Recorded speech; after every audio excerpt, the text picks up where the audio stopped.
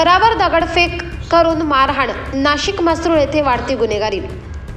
नाशिक मखमलाबाद रोडवरील चाणक्यपुरी सोसायटीमध्ये संशयितांनी संगनमत करून कारची काच फोडून एकाच्या घरावर दगडफेक करीत घरात घुसून मारहाण केल्याचा प्रकार उघडकीस आलाय।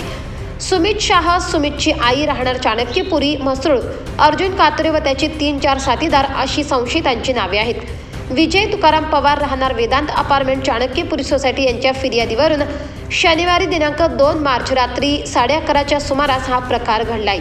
या प्रकरणी म्हसरूळ पोलीस स्टेशनला संशयितांविरोधात जमावबंदी आदेशांचे उल्लंघन करून मारहाणीचा गुन्हा दाखल झाला आहे। परंतु अजून पण सदर 4 ते 5 आरोपी हे गायब आहेत। तरी त्यांचा शोध लवकरात लवकर लावून त्यांच्यावर कठोर कारवाई करावी अशी मागणी आदिवासी संघटनांच्या कार्यकर्त्यांनी केली आहे। जर लवकरात लवकर आरोपींना पकडून शिक्षा झाली नाही तर आम्ही मोठे आंदोलन या ठिकाणी उभे करू, असे देखील आदिवासी संघटनांच्या कार्यकर्त्यांनी बोलताना सांगितलं।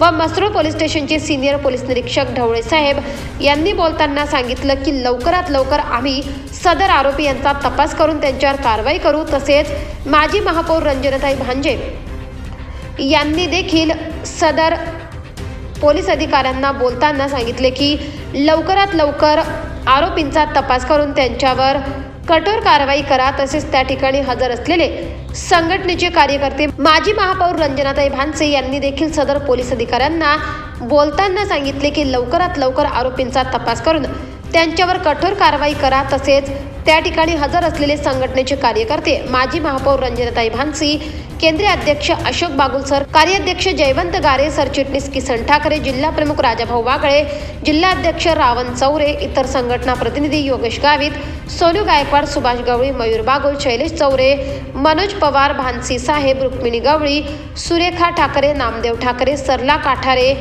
चव्हाणताई, दत्तू साबळे, गुलाब आहेर, चेतन खंबाई, डॉक्टर झिरवाळ, सुरेंद्र चौरे, विजय घुटे असे मोठ्या संख्येने सामान्य नागरिक व सर्व आदिवासी संघटना प्रतिनिधी उपस्थित होते।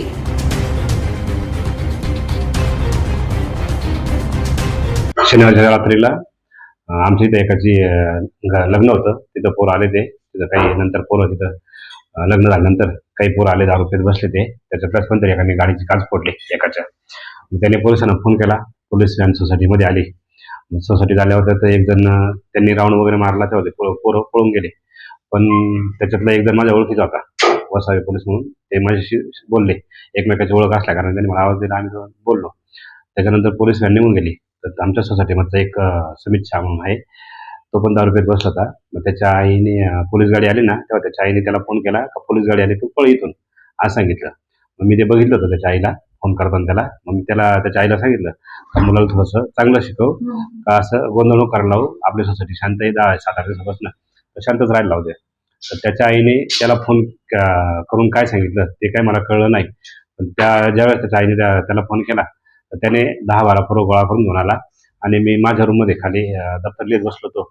तर त्यावेळेस ते आले आणि दरवाजाला लाता वगैरे मारायला लागलेले आणि मला शिव्या द्यायला लागले आणि बाहेर ये, तुझं हे करतो ते करतो।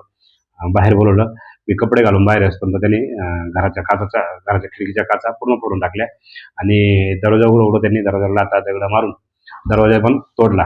दरवाजा तोडायच्या अगोदर मी माझ्या आईला फोन केला आणि लहान भावाला खाली बोलवलं आणि ते दरवाजा तोडल्यानंतर माझ्या अंगावर त्यांनी नुसते दगड फेकले, माझ्या अंगावर पूर्ण दगडाने वार केला। नंतर मी घराच्या त्यांना 4 जणांना मी माझ्या हाताने चौघांना घराच्या बाहेर काढलं। नंतर मी पण बाहेर आलो, त्यावेळेस त्यांनी माझ्यानुसार दगडाचा वर्षाव केला। दगडाचा वर्षाव करत असताना माझा भाऊ खाली आला, तेव्हा एकाने सांगितलं त्याचा भाऊ आला, याला पण मारा म्हणे। माझ्या भावाला मारलं, मला पण मारलं।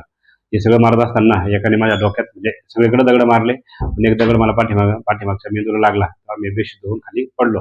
2-5 मिनिटं खाली पडल्यावर मला काहीच कळत नव्हतं। त्यावेळेस मग सोसायटीतले काही लोक खाली आले, त्यातून एका बाईने माझ्या अंगावर तिने मला तसं हे केलं। नंतर ज्या सुमित शहाने मला मारलं त्याच्यात लहान भावाने पण मला वाचवायचा खूप प्रयत्न केला। त्यांनी त्या सर्व पोरांना सांगितलं का काकाला मारू नका, कोणी काय हात लावू नका, पण त्याचं कोणी ऐकलं नाही। सगळे दगडाचा वर्षा माझ्या अंगावर करत होते।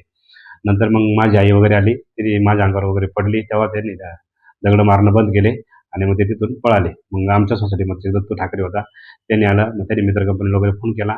नंतर त्यांनी मला दवाखान्यात घेऊन आले, राऊत हॉस्पिटलमध्ये, तिथे टाकले। नंतर पोलीस स्टेशनला गेलो, पोलीस स्टेशनवाल्यांनी सांगितलं की तुम्ही दवाखान्यात जा, आम्ही तिथं ते येतो। आम्हाला जीवकला ॲडमिट केलं, तिथून आता औषध उपचार चालू आहे माझ्यावरती। पण मग ह्या पोरांवर कुठेतरी एक वचक बसला पाहिजे, यांच्यावर कठोर कारवाई झाली पाहिजे। थोडक्यात जर समजा ते सोसायटीत लोक आले त्या सुमित शहाचा भाऊ आला नसता तर आज मी तुम्हाला इथं दिसलो पण नसतो. माझं बरं वाईट होऊन गेलं असतं. माझ्या मिळता माझ्या भावाचं पण बरं वाईट केलं असतं. तर असं परत कोणावर घडलं नाही पाहिजे. याची दक्षता शासनाने पोलिसांनी घेतली पाहिजे. एवढी काळजी केली पाहिजे सगळ्यांनी. खरं तर आज या ठिकाणी येण्याचा उद्देशच असा आहे.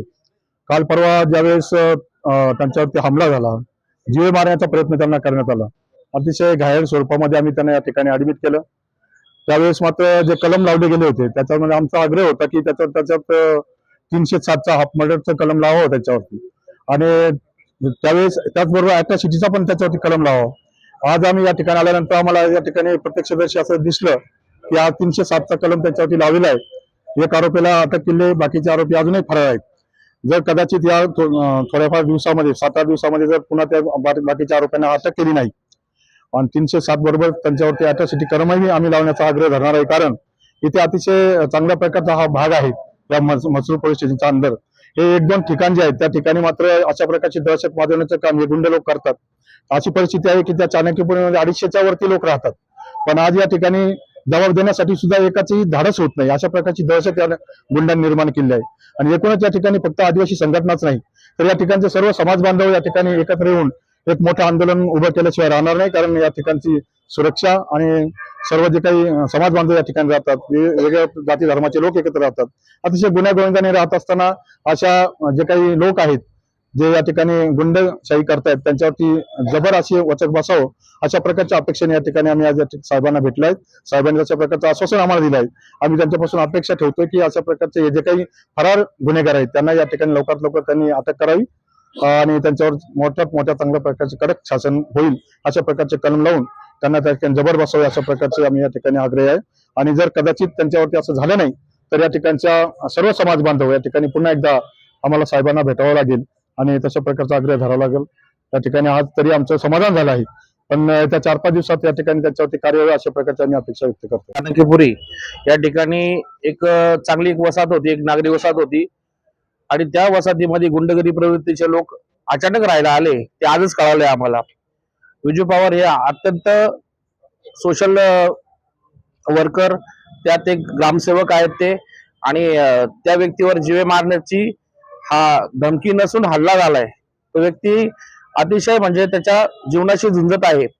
आणि याच्यामध्ये आम्ही पोलीस ठाण्यामध्ये आले असता माननीय श्री ढवळे साहेब यांनी आज आम्हाला एक असं आश्वासन दिलं की संबंधित जे पण आरोपी आहेत व त्याच्या सोबतचे जे पण आरोपी आहेत त्या सर्वांना अटक करून आणि पुढील कारवाई 307 अॅट्रॉसिटी प्रमाणे होईल अशी अपेक्षा, म्हणजे अशी व्यथा तुम्ही मानता. मी हे सर्व लक्षात घेऊन आणि पुढील कारवाई करतो. आणि त्या स्वरूपाचं तसं काही झालं नाही तर आम्ही आदिवासी समाज व संघटना या सर्व इथं एक मोठं आंदोलन उभं करू, त्याची प्रशासन दक्षता घेऊ. धन्यवाद.